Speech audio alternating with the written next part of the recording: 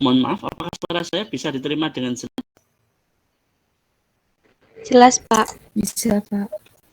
Oke ya, terima kasih. Oke ya, mohon maaf. Oke ya, sebelum nanti untuk perkuliahan setelah UTS ya, barangkali nanti ada sedikit atau sesuatu yang perlu saya sampaikan. Barangkali nanti saya agak sedikit berbeda dengan sistemnya Bu Triani. Jadi nanti untuk saya tugas seperti biasa dulu ketika Anda ikut, kalau nggak salah ikut kuliah saya di LMH, kurang lebih nanti tugasnya seperti itu modelnya. Jadi nanti per kelompok nanti silakan didiskusikan setiap kelompok. Harapan saya nanti dari diskusi kelompok itu bisa saling untuk saling bertanya, saling menjelaskan, dan saling berdiskusi lah ya. Nanti harapan saya nanti Anda paham lewat forum diskusi itu ya. Kalau nanti Anda mengandalkan di kelas, saya kira karena waktunya terlalu sempit, jadi nanti barangkali kalau di kelas tidak maksimal, nanti mohon dimanfaatkan untuk untuk diskusi kelompoknya ya. Nah, kemudian yang kedua terkait dengan tutorial, nanti silahkan diikutin saja nanti untuk tutorialnya.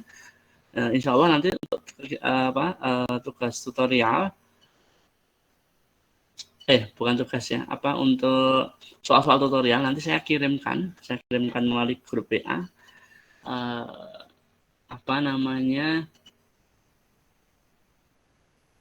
Nanti silahkan dicek saja ya, nanti setelah perkuliahan nanti saya kirimkan saja. Kemudian mohon maaf, saya share dulu ya, saya izin share dulu untuk share screen-nya sebentar.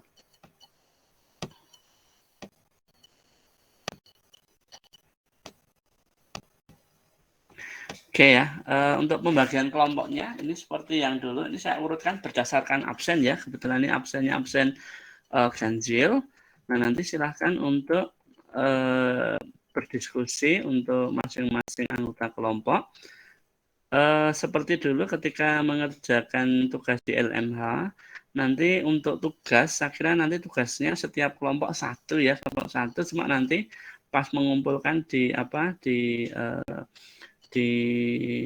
upload di Google Classroom-nya, nanti masing-masing Anda ngupload sendiri-sendiri ya, bukan satu kelompok satu, tetapi masing-masing upload hasil jawabannya seperti biasa, itu nanti disajikan dalam bentuk PDF.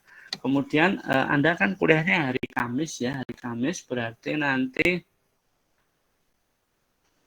untuk ngumpul tugasnya maksimal nanti hari Kamis, cuma satu Minggu, hari Ahad ya, hari Minggu jam 12 siang maksimal nanti. Jadi ada waktu 3 hari untuk mengumpulkan tugas, silakan untuk berdiskusi.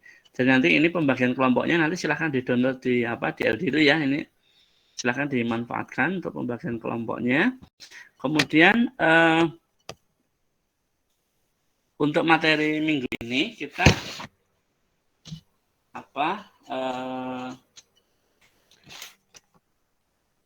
kita bicara di ruang vektor ya, ruang vektor dan subruang. Nah, apa sih ruang vektor itu gitu ya? Jadi nanti ada tiga hal yang akan kita capai untuk pembelajaran hari ini. Paling enggak nanti untuk rambu-rambu Anda ya, 3 hal yang akan kita capai. Yang pertama adalah terkait dengan definisi dan contoh dari ruang vektor. Kemudian yang kedua terkait dengan definisi dan contoh dari subruang vektor ya. Sub itu himpunan bagian ya, sub itu bagian. Dan yang ketiga adalah terkait dengan kombinasi linear. Nah, ada beberapa hal terkait dengan ruang vektor ya. Jadi sebelum nanti kita bicara ruang vektor ya, jadi Anda cermati terlebih dahulu. Nanti biasanya nanti saya kasih petunjuk. Maksudnya petunjuk itu begini. Jadi petunjuk itu nanti paling tidak rambu-rambu dasar ya, rambu-rambu dasar yang paling tidak nanti Anda kuasai ketika nanti kita belajar materi ini gitu ya. Jadi ini rambu-rambu dasar yang barangkali kalau Anda lupa nanti silahkan direview kembali, karena nanti kalau tanpa review ini akan kesulitan ya, Nah, Anda nanti silahkan review kembali ya, Anda review kembali. Harapan saya nanti sebelum kuliah paling tidak dibaca dulu ya, nanti biar kita nge-reviewnya tidak di kelas ya, Anda review kembali. Ini materi di LMH ya, materi di LMH dulu yang kalau nggak salah kuliahnya dengan saya juga ini tentang kuantor, baik universal maupun eksistensial yang kaitannya dengan untuk setiap atau terdapat. Nah, ini tolong dicermati ya. Nah, kalau untuk setiap itu artinya apa? Untuk setiap nanti itu artinya itu berlaku untuk semua. Nah, semua harus berlaku. Nah, nanti kalau untuk mengingkar, menyalahkan untuk setiap itu cukup diingkar jadi terdapat yang tidak memenuhi. Nah, kalau terdapat itu berarti ada minimal satu kan gitu. Kalau mengingkar atau menyalahkan terdapat berarti harus berlaku untuk setiap atau untuk semua. Nah, yang kedua terkait dengan subruang, nanti silahkan Anda baca juga ya, terkait dengan kombinasi linear, silahkan nanti. Nah, ini materi kita yang ketiga. Jadi nanti materi yang pertama tadi ruang vektor sama subruang, nanti silahkan pelajari kembali tentang kuantor ya, kuantor universal sama eksistensial. Jadi mau kita pakai banyak sekali. Kemudian yang kedua terkait dengan kombinasi linear, nanti direview kembali materi sebelum UTS dulu ya, nanti terkait dengan solusi sistem persamaan linear. Nah, nanti solusi itu mungkin bisa jadi banyak solusi, tepat satu solusi, atau barangkali tidak punya solusi. Nah, nanti metodenya pakai apa Pak untuk mencari solusi SPL? Bebas. Mau pakai substitusi boleh, mau pakai eliminasi boleh, mau pakai OBE boleh, mau pakai Kramer boleh, silakan macam-macam lah ya. Tapi nanti yang paling mudah, paling enak sebenarnya pakai OBE ini yang dulu Anda pelajari pada kuliah sebelum UTS. Nah, nanti Anda review kembali ya, karena nanti kalau tanpa alat ini alat-alat yang akan kita gunakan ketika nanti kita bekerja di ruang vektor sama di kombinasi linear.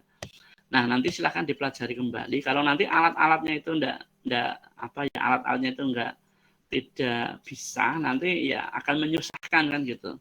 Jadi nanti alat-alatnya tolong dipelajari kembali, direview kembali. Nah, begitu. Nah, kita masuk ke ruang vektor ya. Jadi ruang vektor.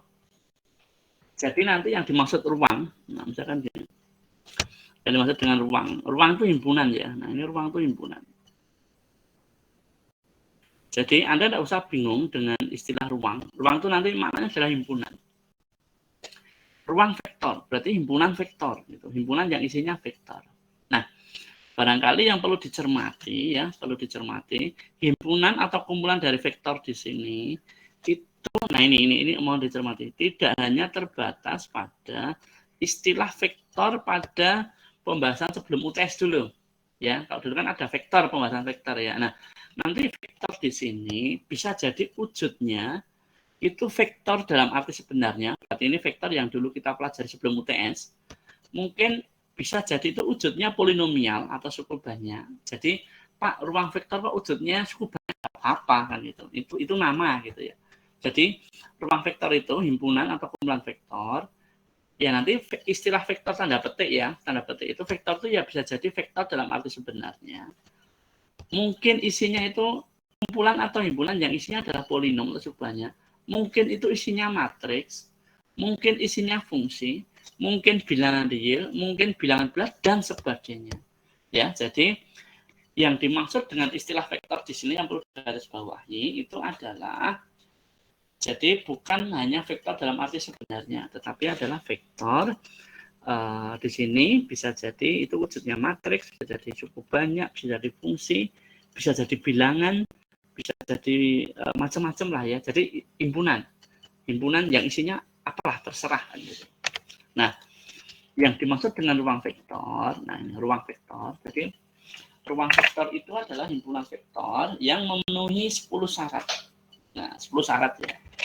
Nah, ini Anda cermati 10 syarat. Nah, kok kenapa tadi saya berikan rambu-rambu untuk belajar mereview kembali materi tentang kuantor baik eksistensial maupun universal. Nanti kita gunakan untuk mencari syarat-syaratnya di sini ya. Nah, ini syarat-syaratnya adalah semuanya bentuknya kuantor. Nah, nanti tolong dicermati kembali. Nah, V misalkan ya, V himpunan, V itu himpunannya. Nah, jadi ini himpunannya. V itu himpunannya. Himpunan tak kosong yang dari objek-objek yang dilengkapi dengan operasi penjumlahan. Jadi ada dua operasi. Ada dua operasi yaitu, jadi kalau nanti di sini, ini himpunan V ya, isinya kan macam-macam tuh himpunannya itu. Nah, nanti isinya itu bisa dijumlahkan atau bisa dikalikan skalar. Nah, ini. Nah, jadi nanti misalkan gini, kalau matriks vektor ya, vektor kan bisa dijumlahkan, juga bisa dikalikan skalar. Nah, kayak gitu. Kalau matriks, coba bayangkan matriks kan bisa dikalikan, bisa dijumlahkan, juga bisa dibentuk perkalian skalar. Atau misalkan polinomial kesukupannya, itu kan bisa dijumlahkan atau bisa dikalikan skalar. Jadi ada dua operasi ya, ada dua operasi. Nah, himpunan V itu dinamakan ruang vektor. Nah, ruang vektor ya. Atas R, nah nanti R-nya itu apa Pak? R-nya itu bilangan real. Ini adalah skalarnya. Skalar itu berarti angka atau bilangan. Angka. Apabila memenuhi aksioma itu syarat. Syaratnya ada berapa Pak? Syaratnya ada 10. Nah, syaratnya ada 10. Nanti tolong dicermati. Syarat ruang vektor itu ada 10. Nah, yang aksioma 5 pertama, V1 sampai V5, itu terkait dengan operasi penjumlahannya. Jadi penjumlahannya itu memenuhi syarat 1, 2, 3, 4, 5. Nah, kemudian yang kedua, operasi perkalian skalarnya memenuhi syarat 6, 7, 8, 9, 10. Nah, hati-hati di sini untuk setiap itu berarti semua. Untuk semua atau untuk setiap X, Y elemen di V ya, dua buah elemen di V, X sama Y, itu harus berlaku kalau dijumlahkan hasil penjumlahannya X tambah Y itu harus elemen di V. Nah, jadi kalau dijumlahkan itu harus tetap masuk di dalam V, nggak boleh keluar dari V. Nah, yang kedua, kalau dua buah elemen di V, yaitu namakan X sama Y, harus berlaku juga X ditambah Y itu sama dengan Y ditambah X. Jadi penjumlahannya dibolak-balik sama. Nah, ini komutatif. Komutatif. Jadi penjumlahannya dibolak-balik sama. Nah, kemudian yang ketiga terkait sifat asosiatif, yaitu untuk setiap 3 buah elemen di V, namakan X, Y, Z, itu berlaku X tambah Y dikerjakan terlebih dahulu, ditambah Z, itu sama dengan X ditambah dalam kurung Y tambah Z. Jadi ini urutan pengerjaannya, ini X, Y dulu, ini Y, Z dulu. Itu juga berlaku. Ini sifat asosiatif. Nah, ini juga harus berlaku. Nah, yang keempat adalah terdapat 0. Ini 0 bukan angka ya, hati-hati. 0 ini bukan angka, tapi adalah vektor. Kalau nanti 0 itu vektor, ya wujudnya vektor 0. Kalau 0 itu matriks, nanti V-nya itu matriks, berarti wujudnya adalah matriks 0. Kalau V-nya itu angka, himpunan bilangan real, ya berarti 0 itu angka real. Ya macam-macam. Tergantung dari bentuk. Jadi 0 itu nanti tergantung dari himpunan V yang sedang dibicarakan itu apa. Gitu. Kemudian sehingga untuk semua X elemen di V itu harus berlaku bahwa X ditambah 0, ya ini ya, itu harus sama dengan 0 tambah X sama dengan X sendiri. Ini identitas, jadi 0-nya identitas. Bayangkan kalau nanti matriks 0 kan dijumlahkan terhadap setiap matriks kan jadi matriks itu sendiri. Vektor 0 kalau dijumlahkan dengan setiap vektor itu jadi vektor itu sendiri kan begitu. Nah, yang kelima, untuk semua X elemen di V itu ada. Nah, ini yang dulu kalau nggak salah ya sering saya keluarkan di soal ujian, di soal QI, di soal tugas yang nomor syarat 4 sama 5 ini penting sekali. Nah, di LMH dulu kan sering saya kasih soal-soal model seperti ini. Nah, nanti Pak kok kenapa dikasih? Yaitu nanti fungsinya memang nanti mau saya arahkan ke sini. Ada min X ya, min X. Sehingga nanti kalau dijumlahkan X tambah min X sama dengan 0. Nah, dengan 0, 0-nya itu 0 ini. Nah, ini syarat penjumlahannya harus memenuhi 5 ini ya, harus memenuhi 5 ini. Kemudian syarat ke-6, 7, 8, 9, 10 terkait dengan operasi perkalian skalar. Jadi untuk setiap X elemen di V, skalarnya K, ini real ya berarti ya, bilangan real. itu harus berlaku K dikali V harus masuk ke dalam V. Jadi nggak boleh keluar dari V. Yang syarat ketujuh bahwa skalar K dikalikan dengan X ditambah Y sama dengan ini KX ditambah KY. Nah, KX ditambah KY. Yang syarat ke-8, hati-hati, ke-8 itu bedanya apa Pak dengan syarat ke-7? Yang ke-7 itu yang dijumlahkan vektornya, X sama Y-nya. Tapi kalau syarat yang ke-8, yang dijumlahkan adalah skalarnya. Nah, ini skalarnya. Nah, ini skalarnya, KM. K tambah M kali X, sama dengan KX ditambah MX. Nah, kemudian syarat ke-9 itu bahwa K dikalikan MX, jadi ini M dikalikan skalar dengan X dulu, baru dikalikan K, sama dengan, nah ini skalarnya dikalikan dulu, baru dikalikan dengan X.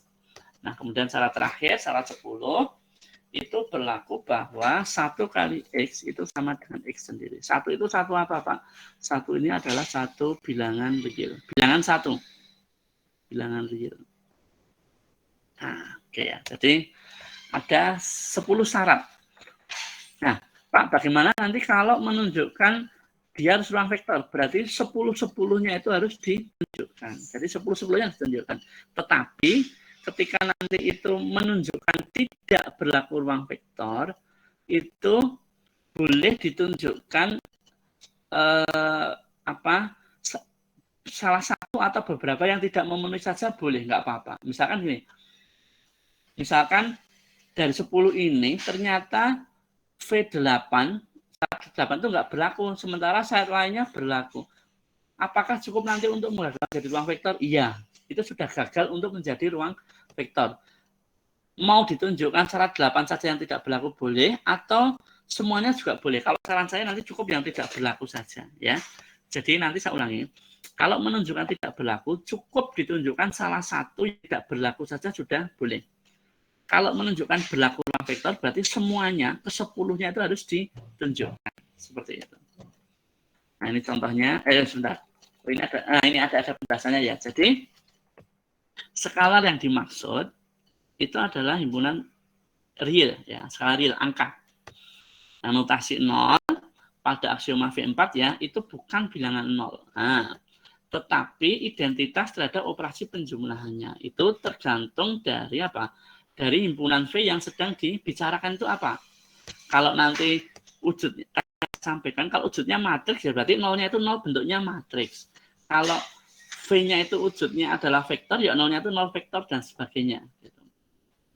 Kemudian untuk menunjukkan bahwa suatu ruang vektor itu harus ditunjukkan semuanya.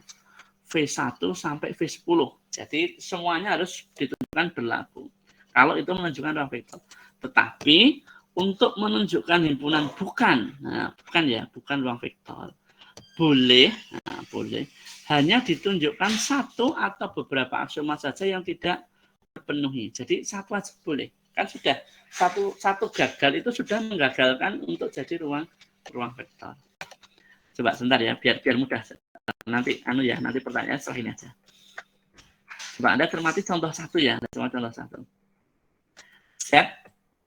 Set itu bilangan bulat ya. Set itu bilangan bulat. Ini bilangan bulat. Himpunan bilangan bulat. Nah, set 2 itu adalah himpunan semua dua entry atau dua tuple dengan masing-masing entry-nya adalah bilangan bulat, yaitu set 2 itu monggo. Makasih.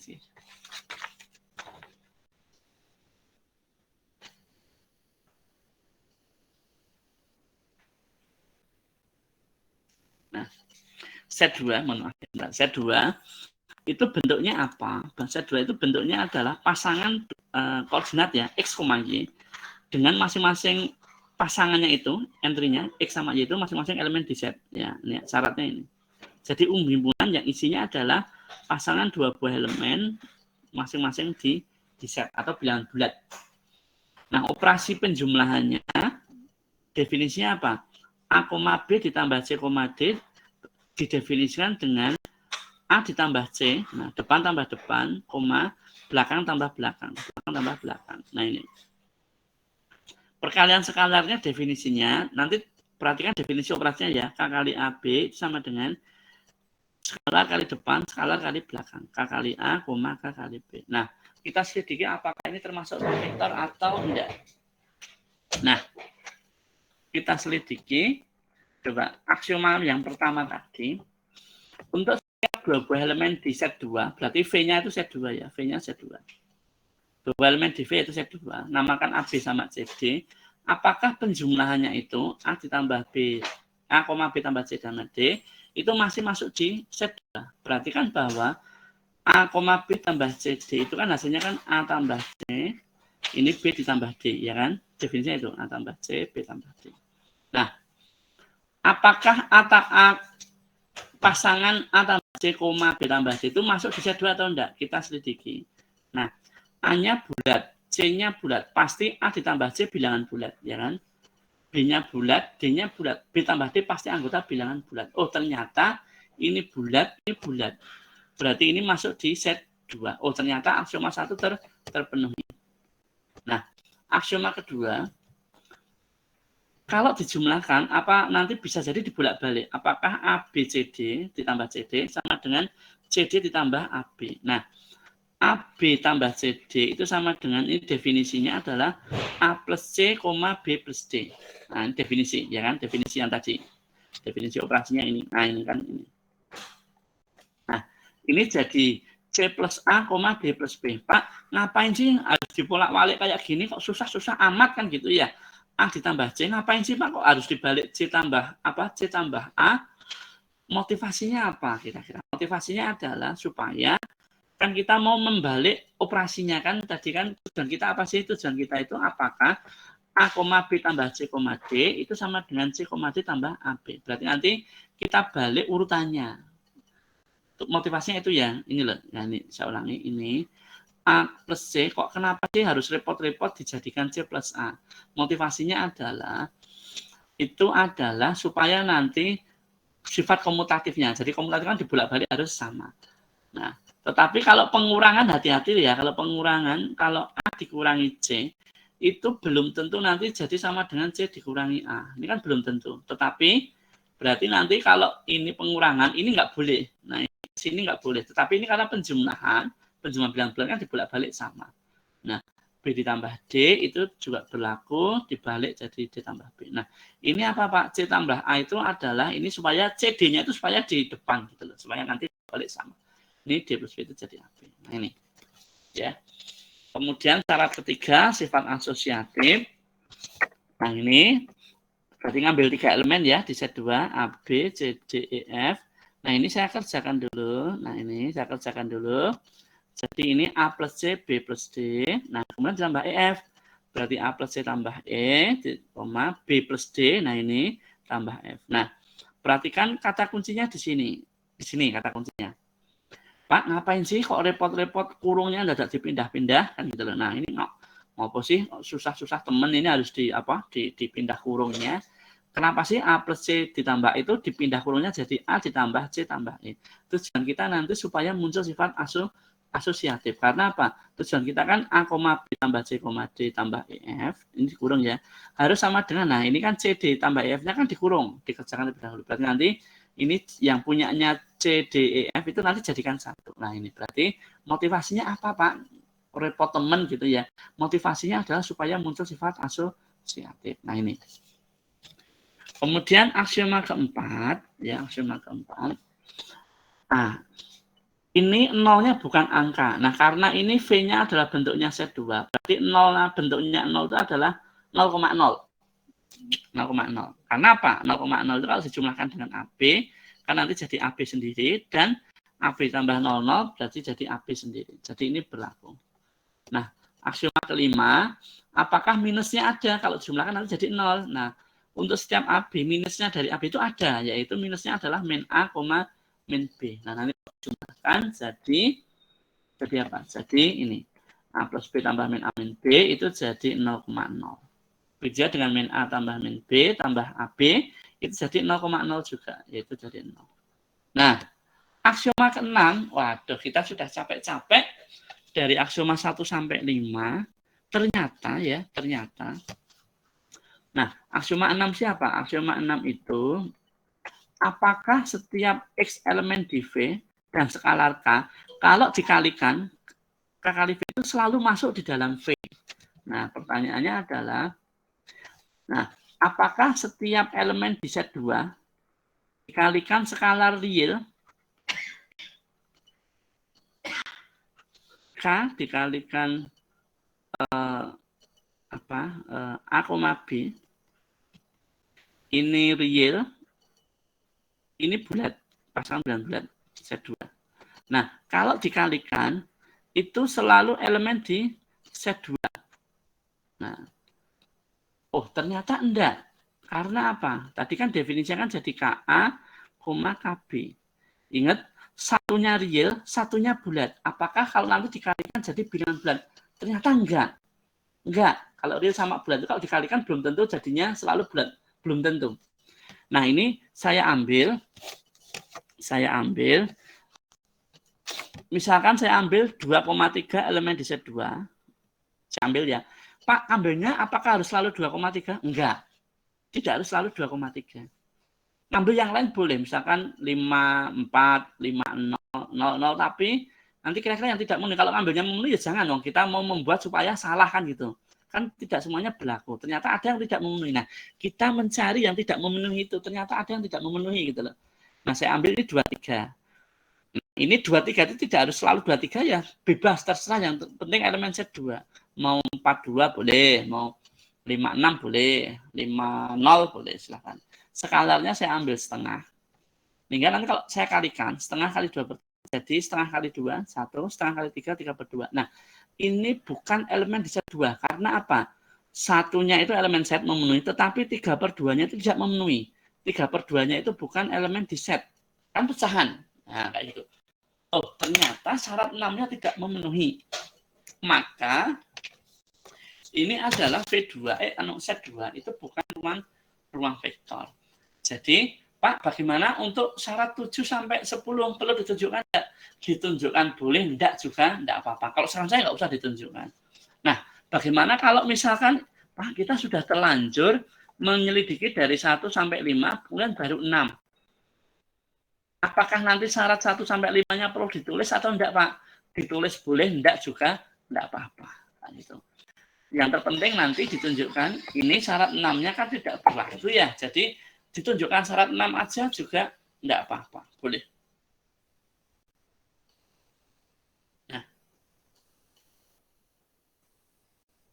Nah, ini apa namanya? Contoh dari ruang vektor. Jadi ini. Jadi ditunjukkan syarat 6 saja boleh, nggak apa-apa ya. 6, misalkan gini.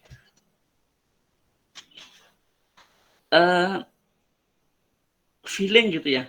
Oh, ternyata dari 10 syarat itu misalkan boleh enggak sih Pak langsung ditembak di syarat, misalkan syarat ke 10. Oh, feeling saya kok syarat 10 enggak berlaku ya. Coba selidiki syarat 10 dulu apakah berlaku enggak. Kalau enggak, ya udah berarti cukup syarat 10 saja tunjukkan tidak berlaku. Syarat 1 sampai 9 enggak usah ditunjukkan, enggak apa-apa. Kalau itu tidak berlaku. Tapi kalau berlaku itu berarti harus ditunjukkan semuanya. Oke, sebentar. Untuk topik pertama, materi pertama tentang ruang vektor, mungkin mohon maaf, apakah bisa dipahami atau mungkin ada sesuatu yang perlu ditanyakan atau diklarifikasi dulu? Silakan.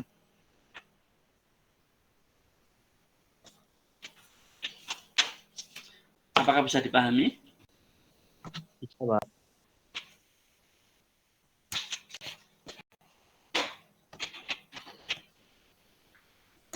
Ada yang mau ditanyakan lebih dahulu?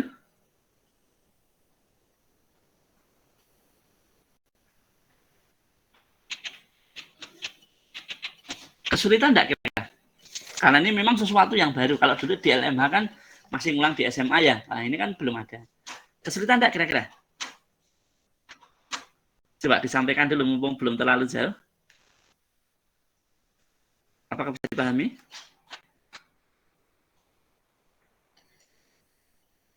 Halo, suara saya bisa didengar? Bisa, Pak. Kecil banget ya pada puasa. Lemes ya.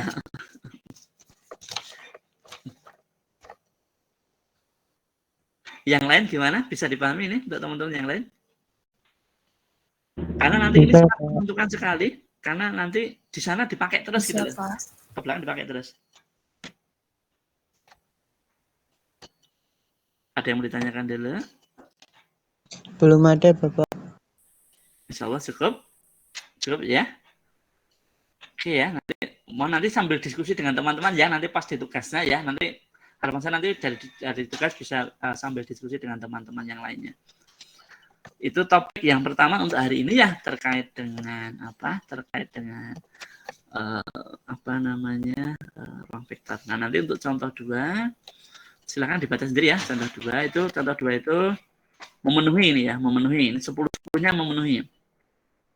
Contoh 2 itu saya ganti. Nah, kalau tadi contoh 1 itu bentuknya sama, X, Y, XY-nya, tapi ini set ya, ini set.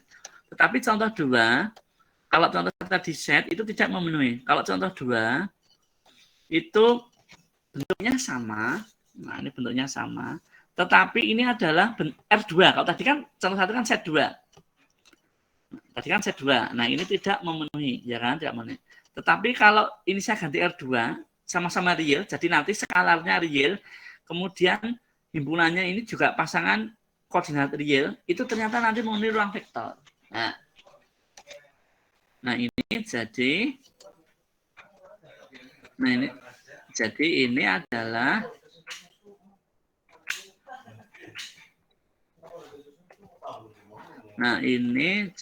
nanti memenuhi salah 1, 2 nanti dibaca aja ya. Nah ini salah 1 sampai 10 terpenuhi. Nah ini kok syarat 6 tadi kan yang membuat gagal kan syarat 6 ya. Nah yang membuat gagal kan syarat 6. Kenapa sih kalau di sini itu kok memenuhi? Karena tadi kan ini real. Nah skalarnya juga real. Nah nanti kalau dikalikan itu juga real, ya kan? Ini K-nya ini real. A-nya juga real. Nah, kalau dikalikan real pasti real. Kalau tadi kan A-nya real, A-nya elemen di set. Itu belum tentu elemen set. Nah, kalau yang ini dua-duanya real, pasti nanti jadinya real juga, memenuhi. Nah, bedanya itu.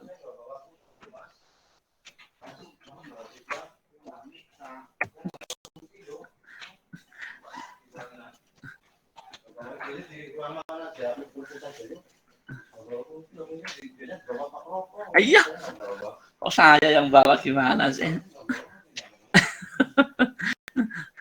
Itu Pak Dune itu ya Pak Ageng ya. Mohon maaf ya sebentar. Oke, nah ini contoh 3 nanti dibaca aja. Contoh 3 ini juga tidak memenuhi.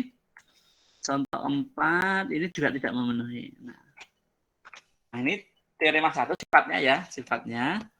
Ini hanya sifat saja, nanti tinggal Anda pakai saja. Kalau 0, skalar 0 dikalikan vektor U, hasilnya selalu vektor 0 gitu ya. Kemudian sembarang skalar dikalikan vektor 0, hasilnya vektor 0. Perhatikan notasinya ya. Kalau ini 0 angka 0, kalau ini 0 vektor. Nah, 0 kali U, vektor U itu jadi vektor 0. Skalar K sembarang kalikan vektor 0 jadi vektor 0. Min 1 itu angka, dikalikan vektor U jadi min U, dan seterusnya. Nah, ini. Oke. Nah, ini nanti latihan soalnya nanti dibahas pas ini aja, pas tutorial ya, pas tutorial. Nanti silakan dibahas saja. Nah, ini. Sekarang kita masuk topik yang kedua. Nah, semoga saya tidak terlalu cepat ya.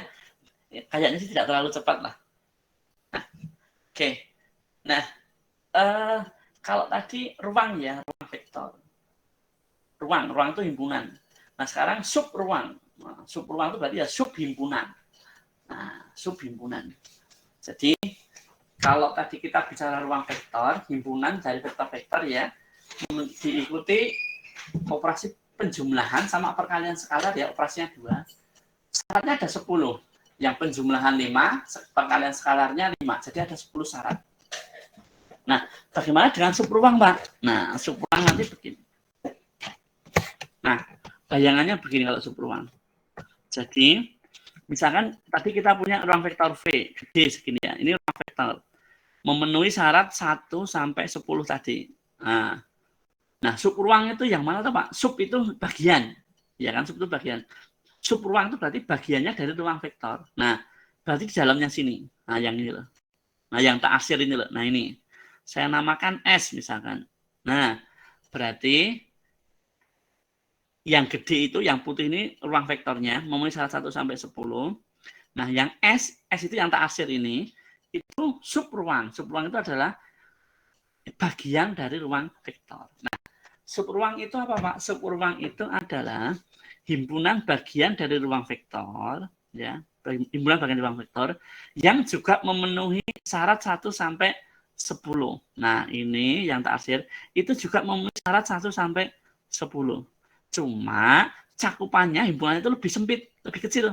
Nah, karena ini di dalamnya V, gitu ya. Jadi logikanya berpikirnya begini. V ruang vektor ada operasi penjualan perkalian skalar memenuhi syarat 1 sampai 10. Nah, kalau subruang yang mana, Pak? Subruang itu adalah sub itu bagian. Bagian itu berarti di dalamnya.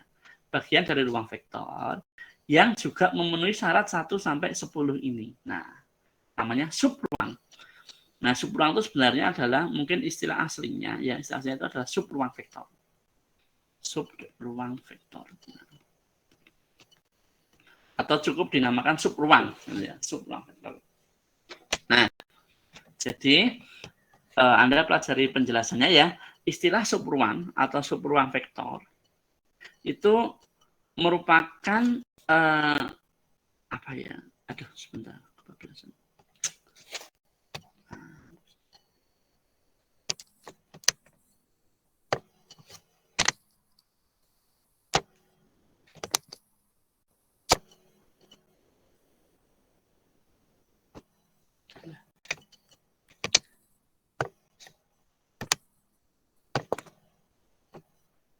Oke. Nah, itu merupakan analog subruang itu gini, mohon maaf ya. Subruang itu dapat dianalogikan sebagai ruang vektor yang berada di dalam suatu ruang vektor. Maksudnya gini. Karena S-nya itu memenuhi syarat 1 sampai 10 kan berarti kan otomatis dia juga ruang vektor. Cuma himpunannya lebih sempit. Jadi ini ruang vektor S yang terdapat di dalam ruang vektor V. Sama-sama memenuhi syarat 1 sampai 10. Nah, nanti ruang vektor yang berada di dalam ruang vektor itu namanya adalah subruang. Nah, gitu. Subruang. Nah, bagaimana Pak untuk menunjukkan suatu himpunan itu adalah subruang? Ya, sama. Tunjukkan syarat 1 sampai 10. Sama. Jadi, tadi kalau menyelidiki subruang, kita ulangi ya, berarti cukup ditunjukkan sama kayak ruang vektor tadi, menunjukkan syarat 1 sampai 10. Kok banyak, Pak? Ya banyak, nggak apa-apa, memang syaratnya segitu kan gitu. Nah, ini definisi resminya subruang ya, Anda cermati definisi 2. Nah, misalkan V itu ruang vektor atas R. Ini skalar ya, skalarnya real. Dan S, nah S tadi S ya, itu himpunan bagian dari V. Nah ini.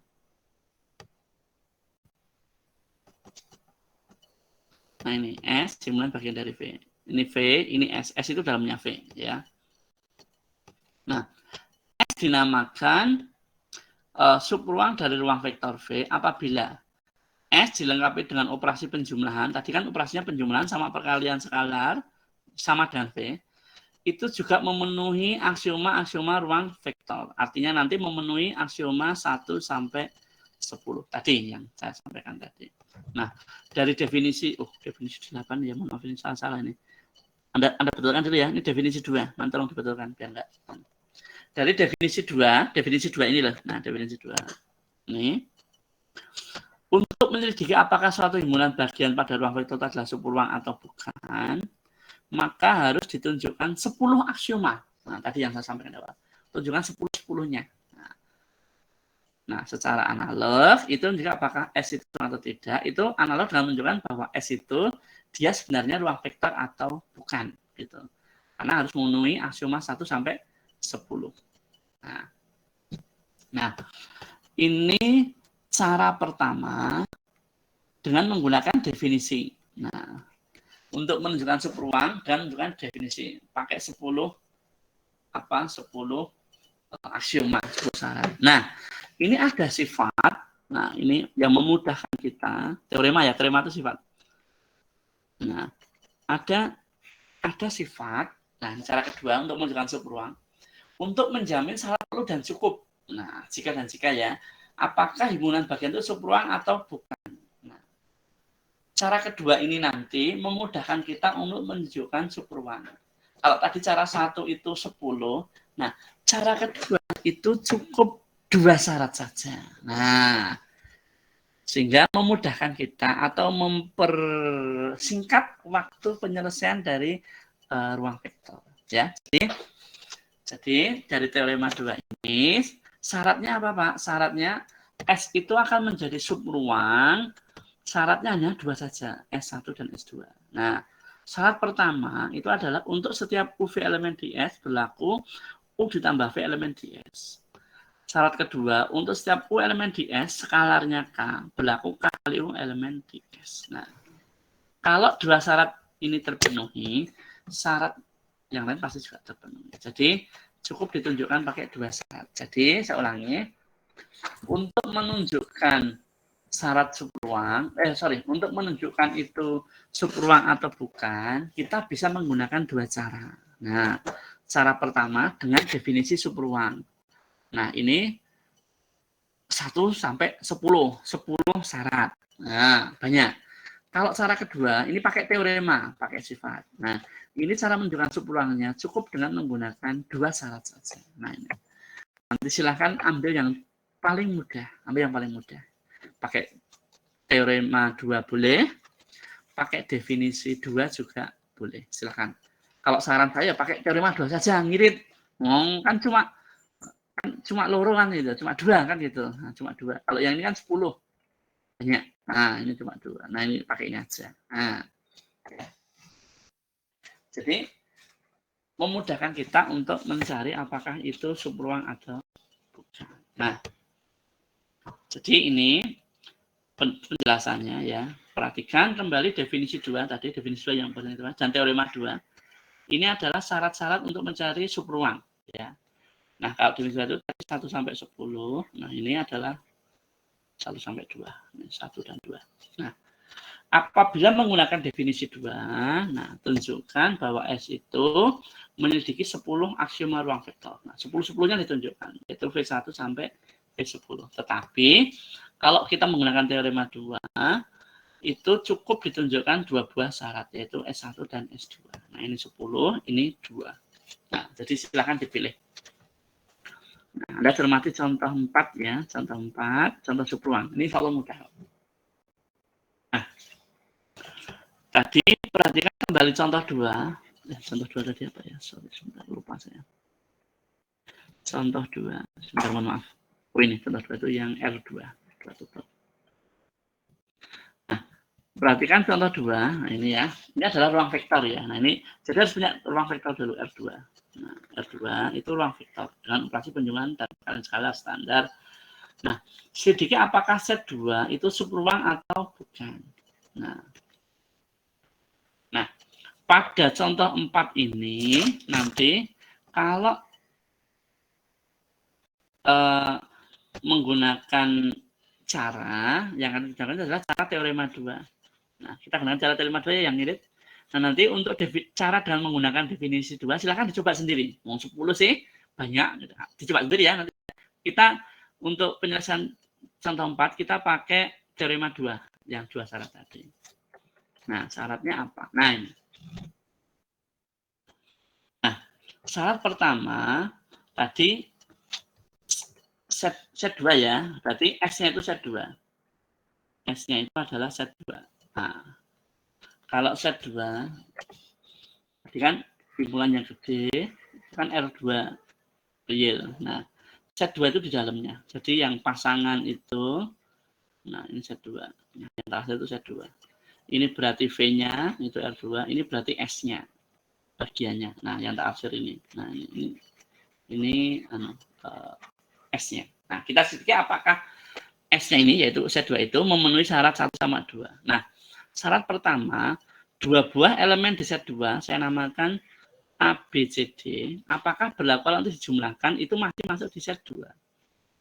Nah, karena A, B, C, D itu elemen di set, kalau dijumlahkan A ditambah C, ya, A tambah C, ini bulat A-nya, C-nya juga bulat. Dijumlahkan pasti masih bulat. B-nya bilangan bulat, D-nya bulat. Kalau dijumlahkan pasti juga bilangan bulat, ya kan?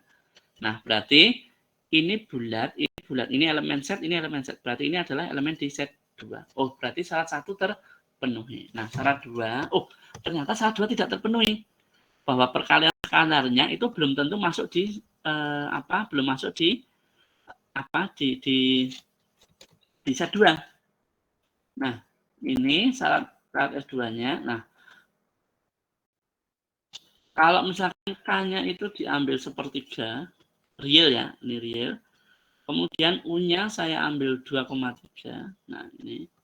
Nah, K kali U kan berarti sepertiga dikali 2,3. Nah, ini kan jadi 2/3,1. Nah, ini apakah elemen di set 2? Bukan. Bukan elemen di set 2. Karena kenapa? Kalau satunya elemen set, oke. Nah, ini yang membuat gagal ini. Nah, ini yang membuat gagal. 2/3-nya itu gagal. Karena apa?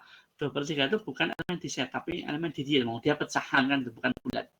Jadi ini syarat keduanya gagal. Nah, nanti artinya apa? Ini gagal untuk menjadi sub ruang. Nah, gagal untuk menjadi sub ruang. Oke, nanti contoh 5 dibaca sendiri ya. Contoh ini juga dibaca sendiri. Latihannya nanti dicoba nanti pas tutorial ya, nanti dibahas pas tutorial latihannya, ini banyak.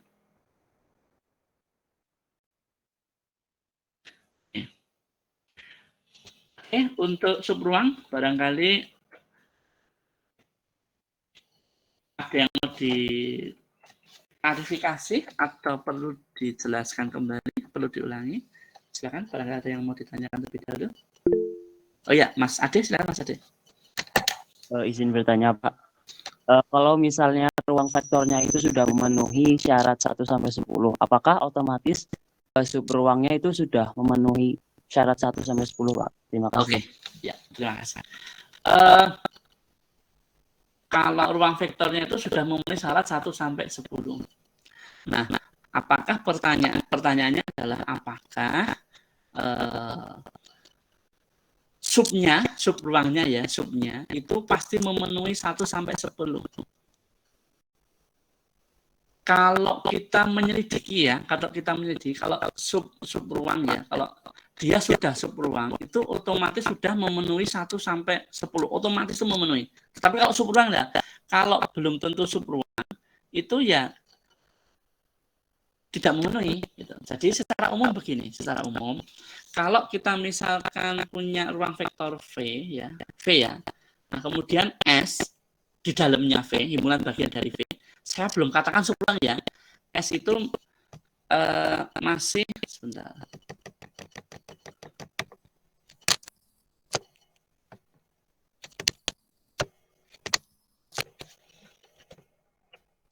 Nah, ini kita cari ruang dulu. Nah, ini sebentar.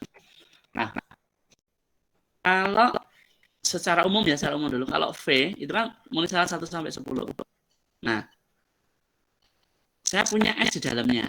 Nah, ini S. Saya hasil S. Nah, secara umum ya, saya belum mengatakan S itu subruang loh ya. Secara umum, S itu masih himpunan bagian, saya belum mengatakan subruang. Itu bisa jadi memenuhi 1 sampai 10, bisa jadi tidak. Nah, ya, bisa jadi tidak. Tetapi kalau S-nya itu sudah subruang, tadi kan syaratnya 1 sampai 2, 1, 2. Nah, kalau sudah S-nya itu subruang, walaupun tadi kita menggunakan teorema 2, itu kan hanya V1 sampai sama V6 ya. Nah, apakah itu syarat yang lainnya itu pasti terpenuhi 1 sampai 10? Iya, pasti terpenuhi, Mas. Nah, nanti untuk bukti detailnya, untuk penunjukan detailnya nanti kita pelajari pas di aljabar linear. Nanti pas Anda di semester 3. Ini kan aljabar linear elementer. Jadi kita levelnya masih pakai terlebih dahulu, hanya pakai saja. Nah, nanti untuk menunjukkan itu pasti memenuhi atau enggak, yang tadi, nah ini, nanti kita pelajari di aljabar linear elementer di semester 3. Nanti setelah ini ada aljabar linear nanti di semester 3. Nah, ini kan begini kan. Nah, kalau tadi aksioma, coba cermati, aksioma S1 itu kan aksiomanya V1 ya. Aksioma S2 itu kan sebenarnya aksioma V6. Nah, Pak, apakah dengan dua aksioma ini sudah nanti yang lainnya itu pasti terpenuhi atau enggak? Pasti terpenuhi. Jaminannya apa Pak? Jaminannya nanti buktinya nanti pas nanti kita kuliah di aljabar linear di semester 3. Nanti untuk aljabar linear elemental kita levelnya masih ngitung, kita masih pakai dulu. Nah, nanti menunjukkannya nanti di semester 3. Mungkin sementara seperti itu dulu Mas Ade, bisa diterima Mas Ade? Bisa Pak, terima kasih. Gitu ya. Jadi kalau sudah subruang, walaupun tadi kita menunjukkan dengan teorema 2, berarti kan hanya 2 tuh. V1 sampai V6, V1 sama V6 saja, hanya 2. Nah, bagaimana dengan V2, V3, V4, V7, V8, V9, 10? Yang 8 itu gimana? Apakah pasti memenuhi? Pasti memenuhi. Pasti memenuhi. Lebih detail nanti di aljabar linear di semester 3. Kita sementara kita ngitung dulu ya. Nah, nanti kalau Anda mau membaca ini baca di bukunya Juan Anton itu ada. Nanti saya kasih bukunya kalau tertarik. Ya, jadi menunjukkan subruang itu persis sama dengan kita menunjukkan ruang vektor. Gitu. Mungkin selain Mas Ade ada yang mau diklarifikasi lagi atau ada yang mau ditanyakan kembali terkait dengan subruang?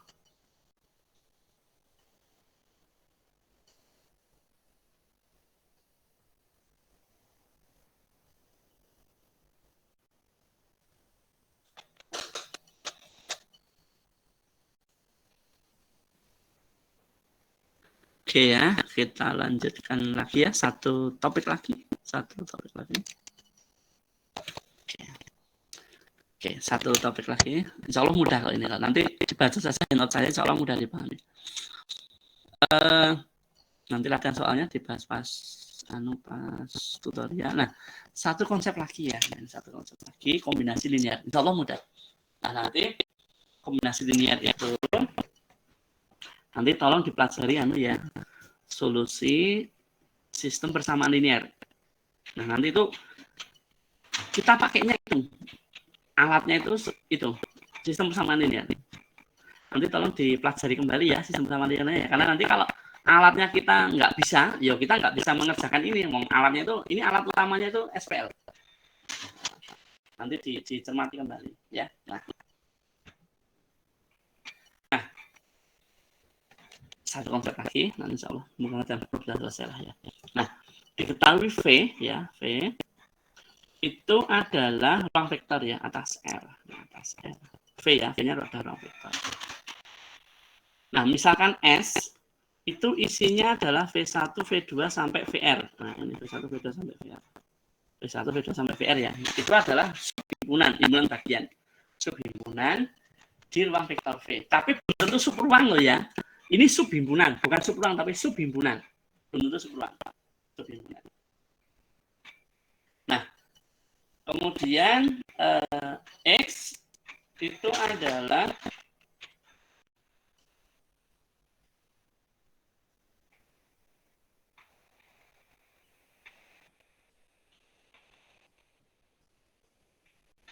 bentar ya.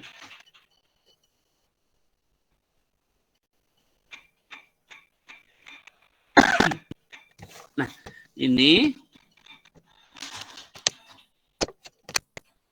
sebentar.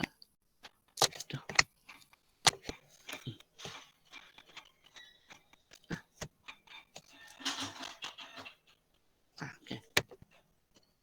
Nah, S saya ulangi, itu himpunannya V1, V2 sampai VR. Subhimpunan. X itu adalah suatu vektor. X itu satu ya. X. Nah, X. Kalau S, saya ulangi, dicermati ya. S itu isinya V1, V2 sampai VR. X itu suatu vektor dalam V. X itu beda dengan ini ya. X. Nah, X itu disebut kombinasi linear. Nah, X-nya di sini, satu vektor ini, disebut kombinasi. Kombinasi itu ya, dikombinasikan kombinasi dari ini ya, V1, V2 sampai VR. Vektor-vektor di S berarti vektor-vektor V1, V2 sampai VR, kombinasi linear ya. Apabila X itu dapat dinyatakan dalam bentuk atau sebagai X itu sama dengan A1 kali V1, A1-nya skalar, ditambah A2 kali V2, V2-nya ini, A2-nya skalar, sampai nanti AR, VR. VR-nya ini, AR-nya skalar. Nah, jadi nanti intinya X-nya kan diketahui, V-nya diketahui, ini diketahui. Berarti yang belum diketahui apa, Pak? Yang belum diketahui adalah A1, A2 sampai AR. Nah, ini belum diketahui. Nah, berarti nanti masalah kita adalah ketika kita bicara kombinasi linear, masalah kita itu adalah mencari skalarnya. Nah, nanti ini yang dicari itu skalarnya. Saya ulangi. Masalah dalam kombinasi linear itu adalah mencari skalar yang memenuhi persamaan ini. Nah, nanti jadi PR kita, tugas kita itu adalah mencari skalarnya. Skalarnya itu berapa sih, Pak, yang memenuhi ini? Kalau ada skalar A1, A2 sampai AR, ada, itu berarti dia termasuk kombinasi linear. Kalau tidak ada skalar, itu berarti ya tidak termasuk kombinasi linear. Nah, kita nanti mencari skalar itu ada atau enggak. Kalau ada ya memenuhi berarti kombinasi linear. Kalau tidak ada skalarnya berarti bukan kombinasi linear. Seperti itu. Nah, untuk selanjutnya ini hanya notasi ya. Ini notasinya dulu, notasinya. Himpunan semua kombinasi linear. Nah, himpunan semua kombinasi linear itu berarti himpunan x tadi. X itu kalau nanti banyak ya. Dari vektor-vektor S dinamakan span S. Span itu membangun atau merentang. Nah, span V1, V2 sampai VR. Kombinasinya dari V1, V2 sampai VR. Nah, nanti X itu adalah elemen di span S. Nah, X ini ya, X itu elemen di span S. Atau X dapat dinyatakan sebagai kombinasi linear dari S. Gitu. Macam-macam contohnya, insya Allah mudah kok. Coba sebentar.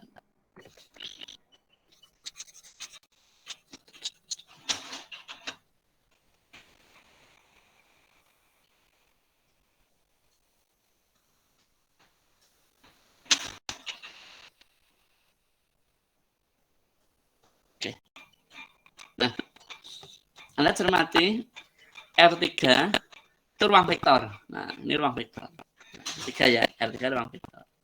Nah, S-nya, nah sekarang di R3 ya, kita bicaranya di R3. Vektor berorder, sebentar, kok hilang. Nah, ini.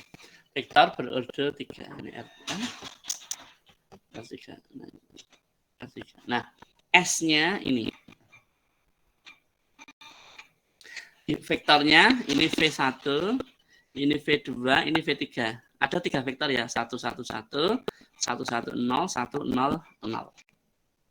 Nah, ini S-nya, V1, V2. Nah, kita menyelidiki apakah vektor 1 min 1, 2, ini berarti X-nya. 1 min 1, 2, nah tadi ini ya. Ini X-nya, yang mau kita jadi X-nya, ini S-nya, kumpulan vektornya. Nah, X-nya 1 min 1, 2 itu adalah kombinasinya dari vektor-vektor di S, yaitu V1, V2 sampai V3. Nah,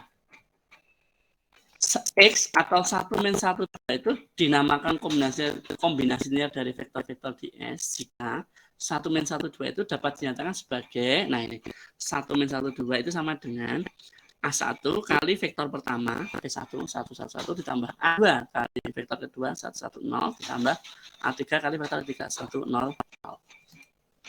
Nah, tugas kita adalah, nah, apakah ada A1, A2, A3 yang memenuhi persamaan ini. Nah, ini yang dicari.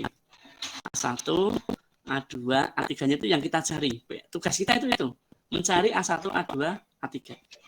Nah, caranya gimana, Pak? Caranya ya ini dikalikan dulu. Dikalikan dulu, ya kan? Nah, ini dikalikan dulu. Garis pertama, jadi A1 kali 1 kan A1 ditambah A2 kali 1 itu A2 ditambah A3 kali 1 A3 sama dengan baris pertamanya 1. Ini baris pertama. Baris keduanya A1 kali 1 A1 ditambah A2 kali 1 A2 ditambah A3 kali 0 0 ya. Berarti tulis sama dengan baris keduanya min 1. Baris ketiganya A1 kali 1 A1 ditambah A2 kali 0 enggak usah ditulis A3 kali 0 0 tak usah ditulis sama dengan 2. Nah, ini baris 1, baris 2, baris 3. Nah, kita itu mau mencari A1, A2, A3. Kita punya SPL. Selesaikan SPL ini. Boleh pakai OBE, boleh pakai substitusi, boleh pakai eliminasi, boleh pakai Cramer, boleh pakai inverse. Silakan, bebas. Nah, ini paling mudah pakai substitusi. Kok kenapa paling mudah pakai substitusi? Karena apa? A1-nya udah diketahui, ya kan? Nah, tidak perlu pakai OBE enggak apa-apa. A1-nya kan udah diketahui itu 2. Dah. Karena A1-nya substitusikan saja ke persamaan 2 A1-nya. 2 ya. Ini 2. Berarti 2 ditambah A2 sama dengan min 1, ketemu A2-nya adalah min 3. Nah, dari sini ketemu A2-nya min 3. Nah, kemudian A1-nya tahu, A2-nya tahu, substitusikan ke persamaan 1. Nah, A1-nya 2, A2-nya min 3, 1 tambah 2 ditambah min 3, min 1, ditambah A3 sama dengan 1, ketemu ini A3-nya adalah 2. Nah, ternyata ada A1 yaitu 2, A2-nya min 3, A3-nya 2 yang memenuhi persamaan ini. Kalau nanti Anda belum yakin, dimasukkan saja A1-nya 2, A2-nya min 3, A3-nya 2. Masukkan saja apakah nanti ruas kiri sama dengan ruas kanan. Nah, ternyata ada skalarnya, yaitu ketemu A1-nya berapa, A2-nya berapa, A3-nya berapa, ketemu. Berarti ini 1 min 1, 2 itu dia adalah kombinasi linear dari 111, 110, dan 100. Nah, ini 1 min 2 itu kombinasinya dari vektor-vektor di S, yaitu vektornya 1, 2, 3. Nah, seperti ini. Nah, Anda satu lagi yang tidak memenuhi, Nah, ini masih R3. Nah, sekarang vektor nya saya ganti. Kalau tadi S ya, sekarang saya ganti P. Nah, P itu isinya vektor 1, 2, 4, 2, 1, 3, 4, min 1, 1. Ini V1-nya, ini V2-nya, ini V3. Ini X-nya. Nah, Nah, apakah vektor X yaitu 1, 1, 2 itu kombinasi linear dari vektor di P, yaitu 1, 2, 4, 2, 1, 3, 4, min 1, 1. Berarti nyatakan 1, 1, 2 itu sebagai 1 kali vektor pertama, A2 kali vektor kedua, A3 kali vektor ketiga. Nah, ini baris pertama, A1 kali 1, A1. Waduh, sebentar ya.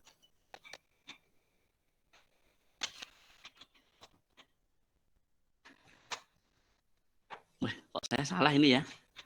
Sebentar, maaf ini saya salah ini. A1 kali 1, A1 ini 2 ya. Bentar, ini kok jadi 113 ya? 124, 113, 1, waduh. Anu aja ya, mohon maaf ya. Soalnya saya ganti aja ya. saya salah ini. Nah, ini tolong diganti ya. Ini jadi, ini tolong diganti ya. Ini 1. Ini 1, soalnya diganti aja. Ini 1, biar nanti penyelesaiannya nggak ganti. Ini 1, 1, 3, 1 min 1, 4. Ini ganti 1 juga. Tolong diganti ya. Ini 1. Nah, nanti berarti vektornya ini diganti. Ini 1. Ini 1. Mohon maaf, soalnya diganti dulu. Saya salah ketik. Coba diganti dulu ya, biar nanti nggak ganti jawaban. Soalnya itu vektornya jadi ini ada 1, 2, 4, 1, 1, 3, 1, 1, 1. Coba minta tolong diganti dulu nanti biar nggak salah pas belajar. Kok ujuk-ujuk, Pak ini kok ujuk-ujuk bisa berubah dari sini tuh dari mana? Salah ketik gitu ya. Salah ketik, maaf. Diganti dulu. Oke, nah, oke ya, diganti dulu. Alat ya.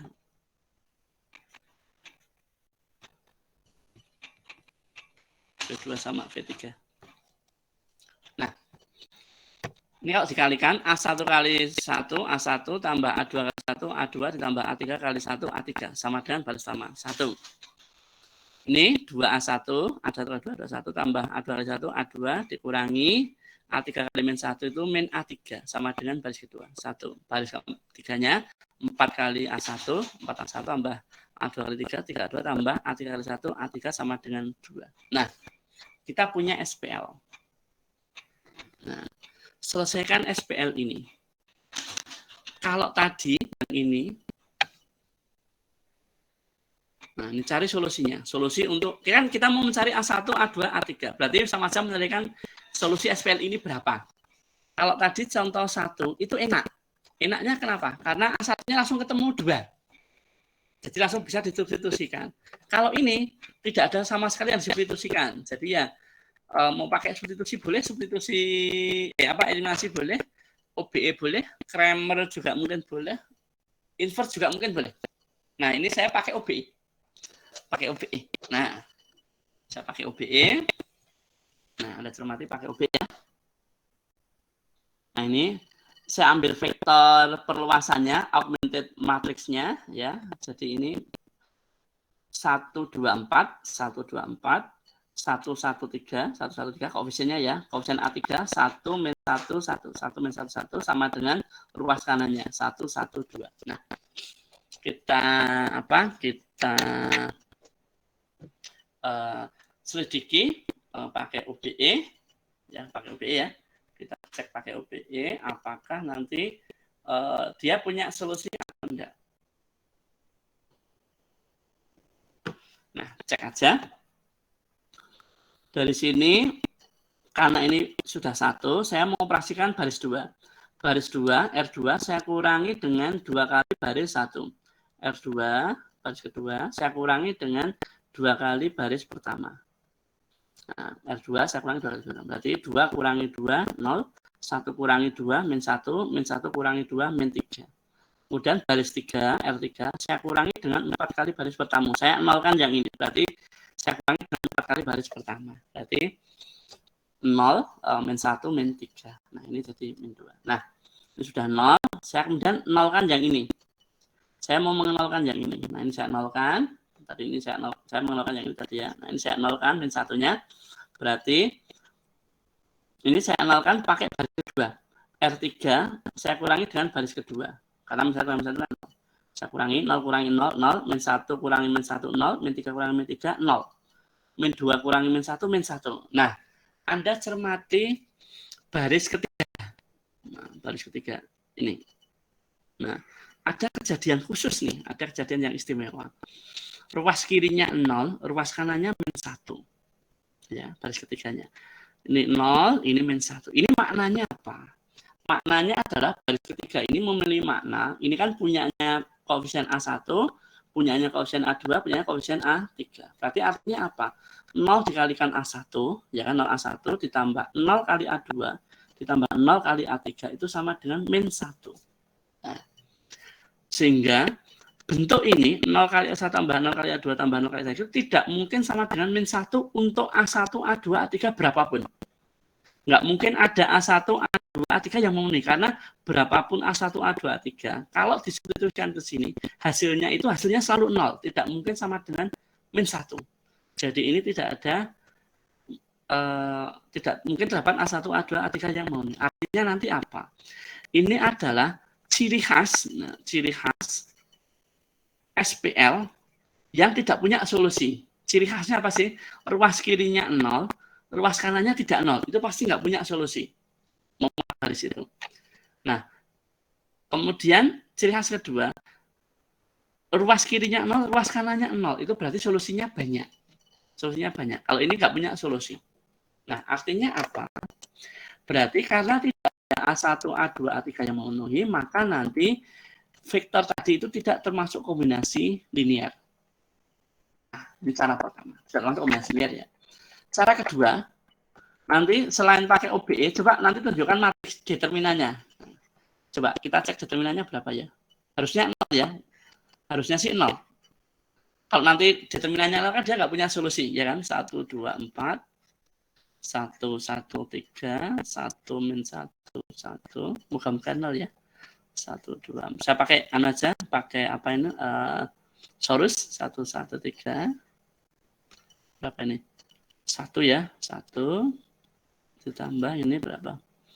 Min 4 ya. Min 4 ditambah 6. Berarti berapa ini? 2 tambah 1 ini 3 ya. Terus kemudian yang ke sini 4. Ini berarti min 3. Ini berapa ini? 4 min 3 ini 2 ya, berarti 4 kurang 3 ini berarti 3, berarti 3 kurang 3. Nah, nanti determinannya 0. Kalau determinan 0 kan dia inverse-nya kan tidak punya tuh, ya kan. Nah, berarti ini tidak termasuk kombinasi linear. Jadi 112 itu bukan kombinasi linear. Nah, kalau determinannya 0 kan berarti SPL itu tidak memiliki solusi. Nah, berarti karena tidak memiliki solusi, sehingga, bentar ya, saya jelaskan dulu. Matriksnya tidak punya inverse. Nah, tidak punya inverse, sehingga SPL itu tidak memiliki solusi.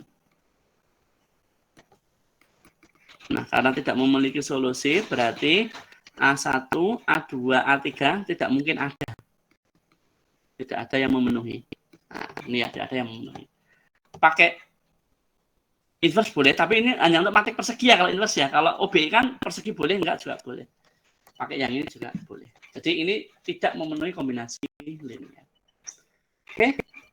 Untuk topik kombinasi linear, barangkali ada yang mau ditanyakan terlebih dahulu? Silakan. Jadi nanti kuncinya SPL ya. SPL-nya tolong diulangi kembali. Tadi yang ruang vektor sama subruang kuncinya apa namanya? Kuantor eksistensial sama universal. Nanti tolong dibuka kembali. Di LMH dibuka kembali ya nanti, karena itu kita pakai terus. Oke, mungkin ada yang mau ditanyakan terlebih dahulu? Insya Allah mudah dipahami kok ini, kok nanti diikutin saja.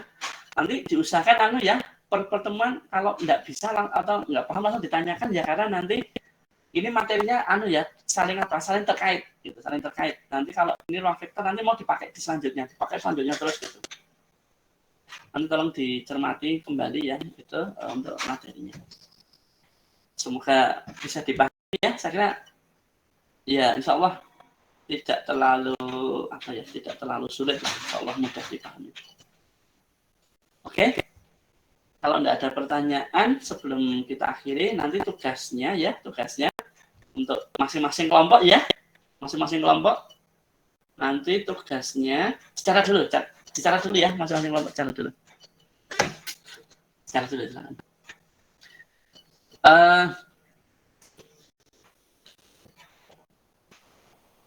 Berikanlah contoh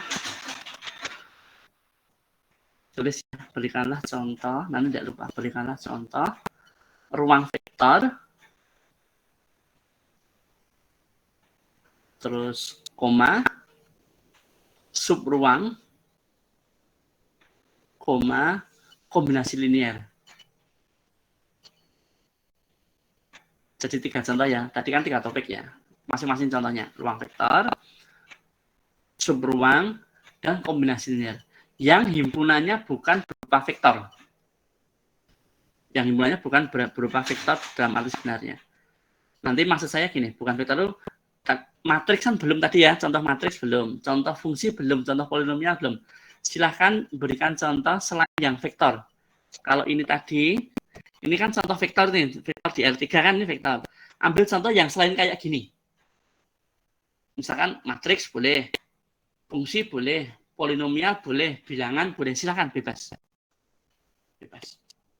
Saya ulangi, berikanlah contoh ruang vektor, subruang, dan kombinasi linear yang himpunannya itu bukan berupa vektor dalam arti sebenarnya.